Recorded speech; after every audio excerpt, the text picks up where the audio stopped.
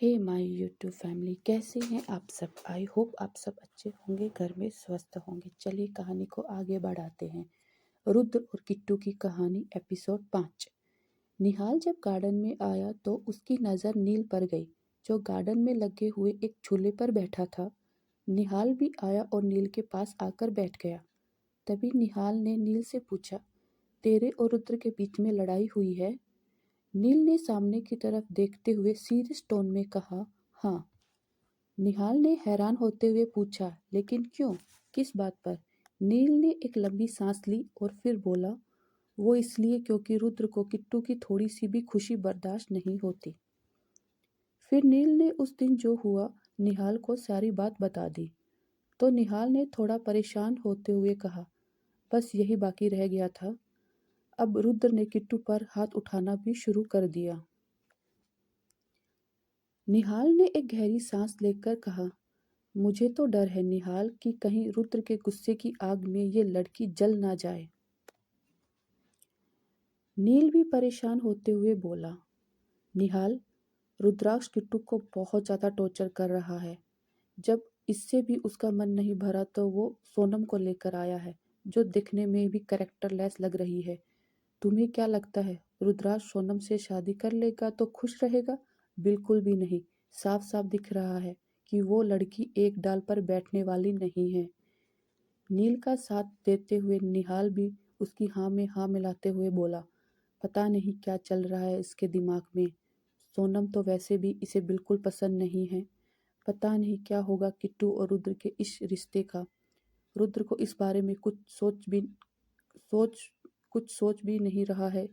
उसका तो बस एक ही मकसद है, सोमनाथ से बदला। फिर चाहे रुद्र किसके लिए कुछ भी करना पड़े, वो सोमनाथ को बर्बाद करके ही दम लेगा। कुछ दिन ऐसे ही बीत गए। सोनम कभी घर रहती, कभी नील के आगे पीछे घूमती तो कभी रुद्राक्ष के साथ ऑफिस चली जाती। फिर कुछ दिन बाद जब रुद्राक्ष ऑफिस जाने लगा तो किट्टू ने उसके सामने एक पर्ची दी, जिस पर लिखा हुआ था, आज का राशन खत्म हो चुका है। तभी किट्टू ने कात्यायनी के हाथ में एक पर्ची देखी तो रुद्र ने वो पर्ची ले ली।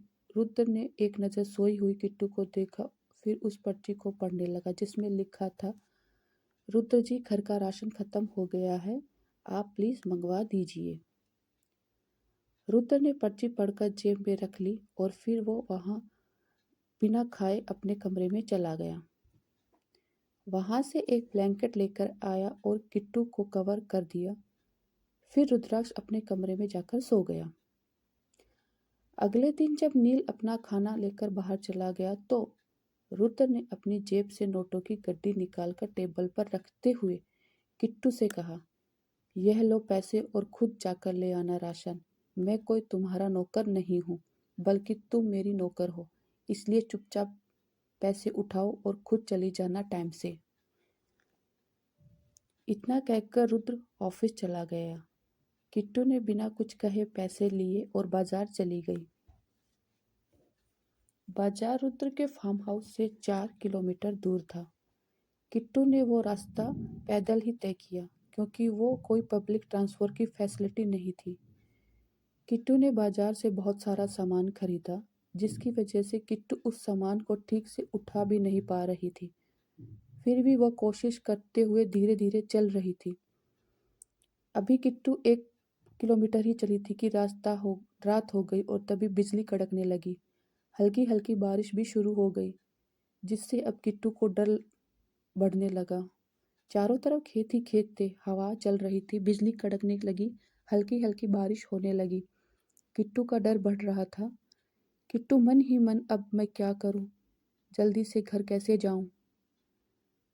फिर भी किट्टू हिम्मत करते हुए चल रही थी।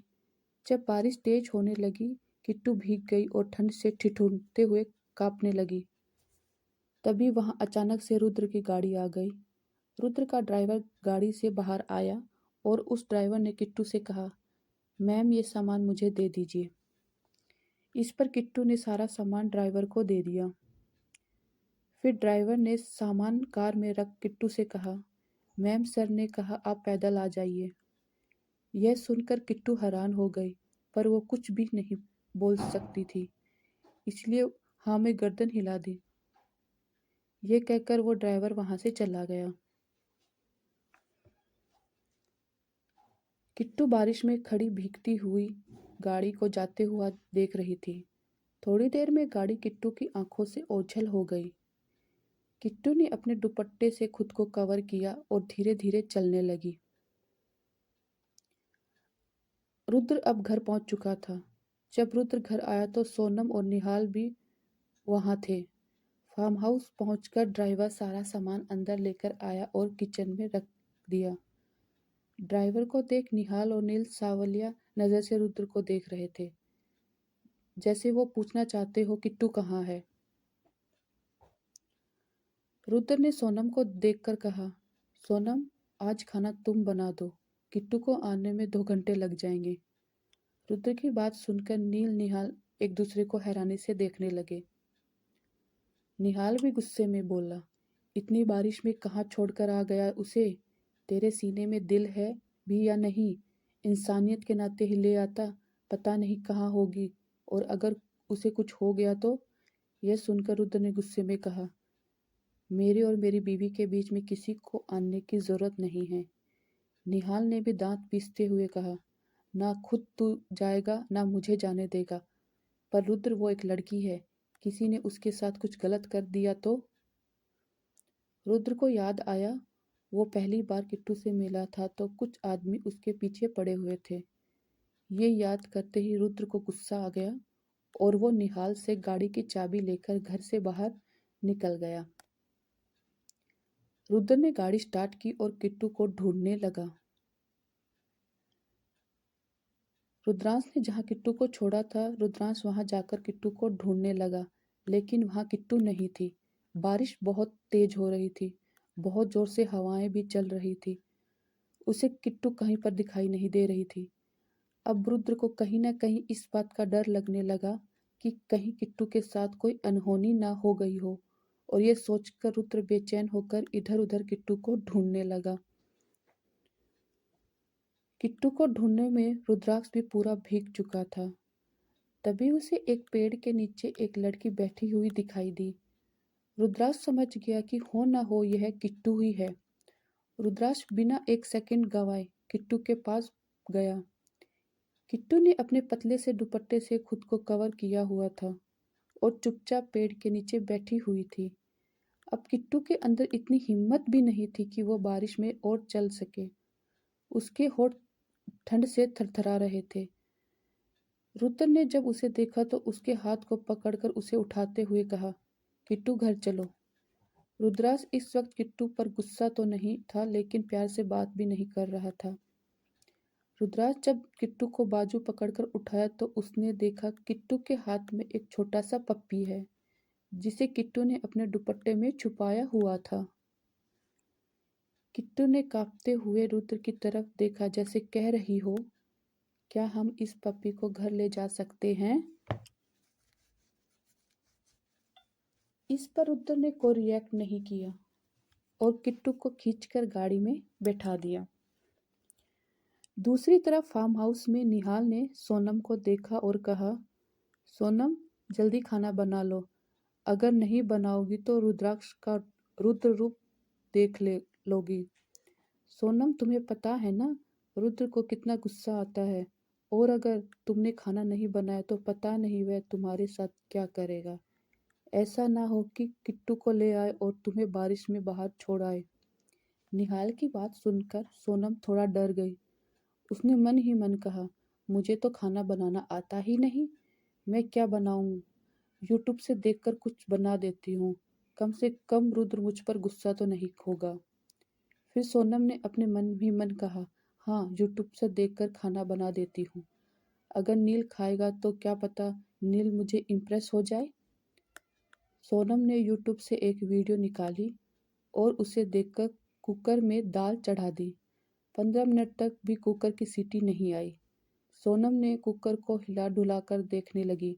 सोनम ने कहा, यह कुकर ही बेकार है। तभी नील ने सोनम को देखा तो कहा, कुकर बेकार नहीं, गैस भी जलानी होती है। सोनम ने नोटिस किया कि उसने गैस तो ऑन ही नहीं की। फिर उसने जल्दी से गैस को ऑन की।